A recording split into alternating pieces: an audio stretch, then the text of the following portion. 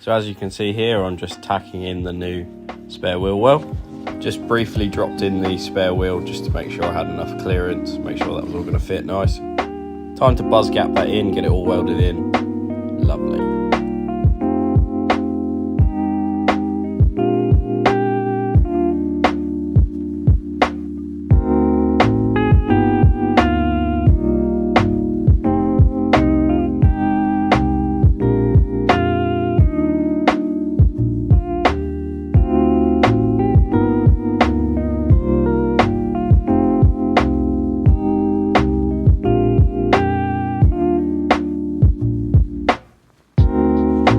Car definitely didn't catch fire here or anything. As you can see, the 6-speed sits back a lot further than the 5-speed did, so hence why I'm having to box all this in.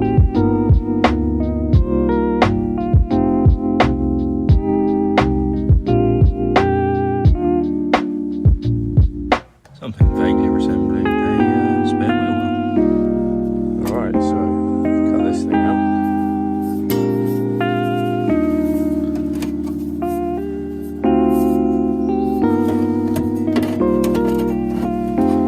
Kind of fits, kind of doesn't.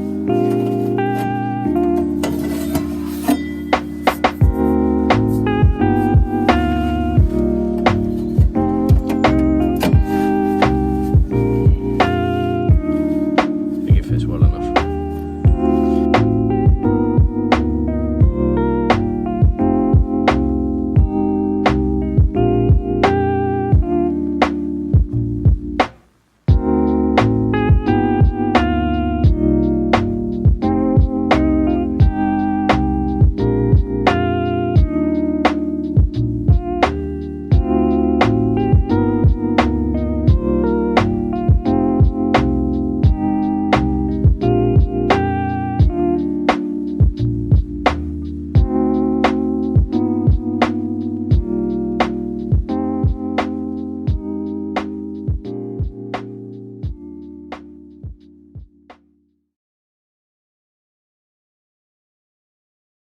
Got to clean this soundproofing off.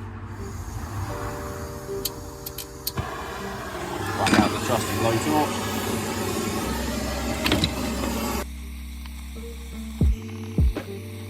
Always find it immensely satisfying scraping off soundproofing with a blowtorch and a scraper.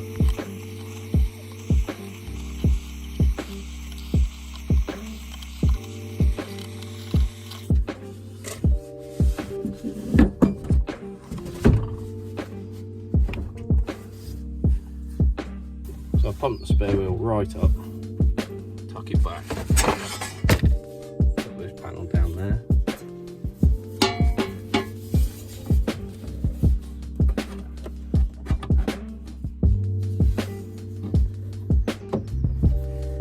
Now I've just got to tack it on. So I just added the ribs into that panel there with the fly press, just to try and give it a bit of added strength, because a lot of flat sheet metal isn't particularly strong and it might vibrate and make lots of annoying noises. So I figured this would be the best way to kill two birds with one stone. The other thing, of course, is I can never be bothered to get the shape just right, so I like to tack and tap and tack and tap till it vaguely resembles the right shape, and that seems to work well enough for me.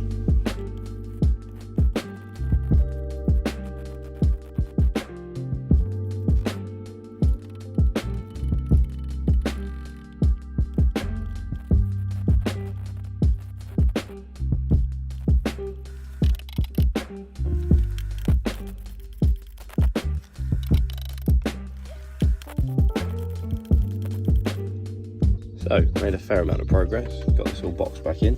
Used to be another one of these, sort of step down there, got rid of that, boxed all this in. Bottom was rusty, so we got a panel in the bottom. Obviously I had to cut some out because the gearbox is longer than the 924 box. So I've boxed it in.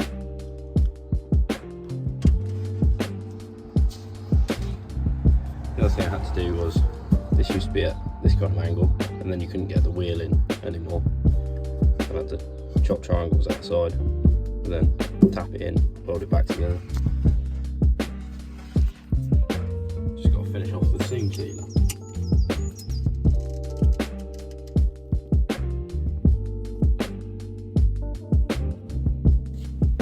I really do hope all this work is going to be worth it in the end.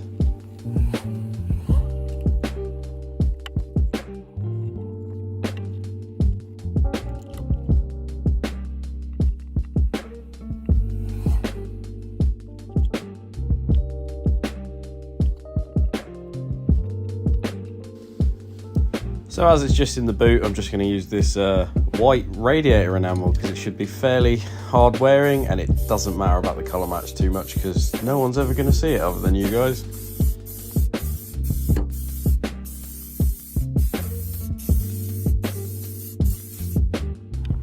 I heard that only the professionals get overspray everywhere.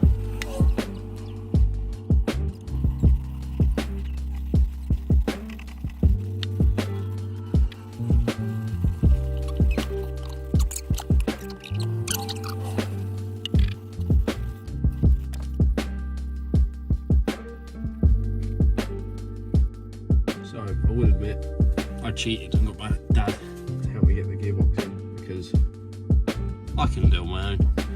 It's too heavy, too awkward. But I'm going to pop the drive shafts in now.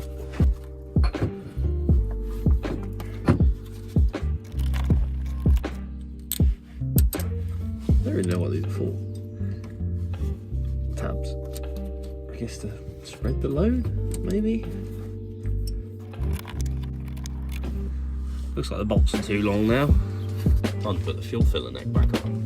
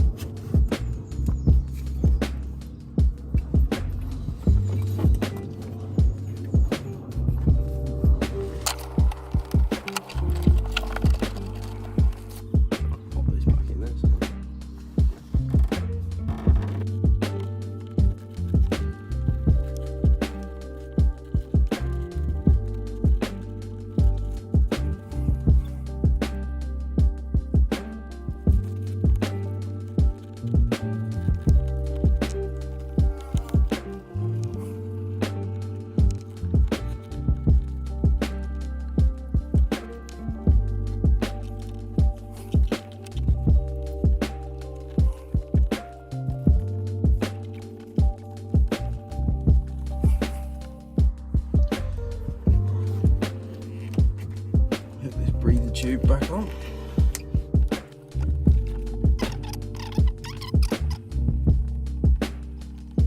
Got this pipe, which I think will go on there.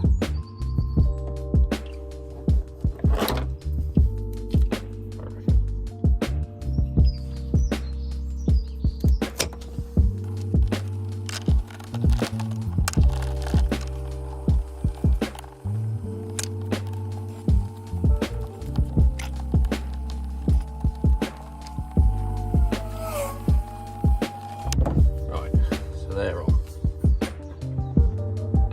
As far as I can tell, this one here is just a vent. Right, see if this will fit on there. So, whatever tube originally went on there, either I can't find it or it doesn't fit. So, guess we've got a new breather tube.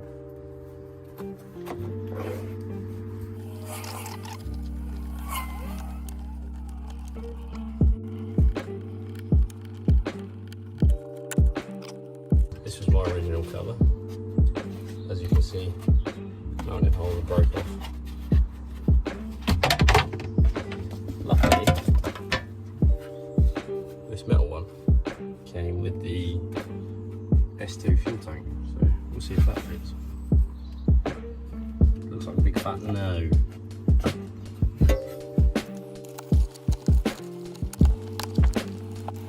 Well, what it got was some big penny washers, and hope that's alright.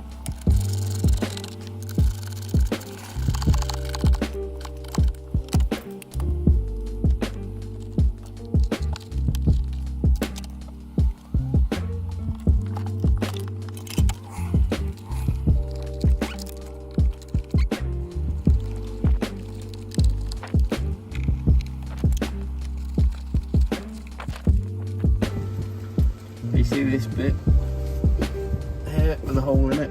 That needs to go so I can get the cross member in.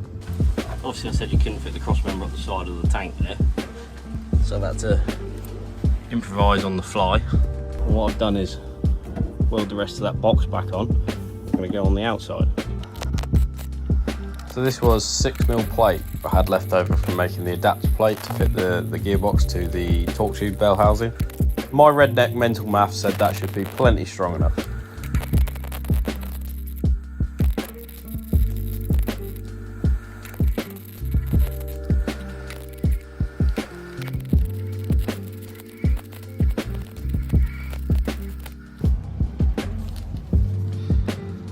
Fairly pleased with that, not too bad. Should be able to get the mounts up there. So this here is the standard 924 tank strap. I've just got to shorten that a little bit, drill another hole, that's going to work great. The other side, there's like a plate that goes on the bottom here that holds the fuel pump. But that one's too short anyway, so we're going to have to do some extending there. Obviously the fuel sender is different on the S2 tank, so I'm just touching the wires on the sender to try and work out which way the gauge goes, see if I can get it to work. So I know I've got the wires on the wrong way around here because it's flicking up to a full tank, and I know it hasn't got a full tank of fuel, so I just flick the wires around and it reads a bit more like what I think it's got in there. Little did I know this is the best that it would ever run while it still had the injection system on it. Right, so that's that tank strap in and modified. Next thing to do is an exhaust hanger. So the exhaust used to hang off this bracket, which was bolted to the back of the gearbox there. Obviously different gearbox, that ain't gonna work. Luckily, over here is an exhaust.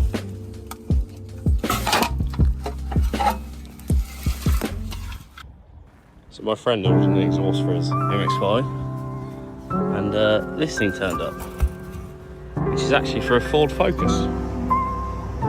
You know what I'm like, don't like throwing anything away, so I held on to it. And now it looks like it's finally going to come in handy. There we go. Job. So that was the gearbox conversion all done. Now I've been driving it around for a while and it's scraping on the floor pretty bad. So bad that the sump plug has come loose. So I'm pretty sure I'm going to have to raise it up a little bit, which is sad because it looks pretty cool.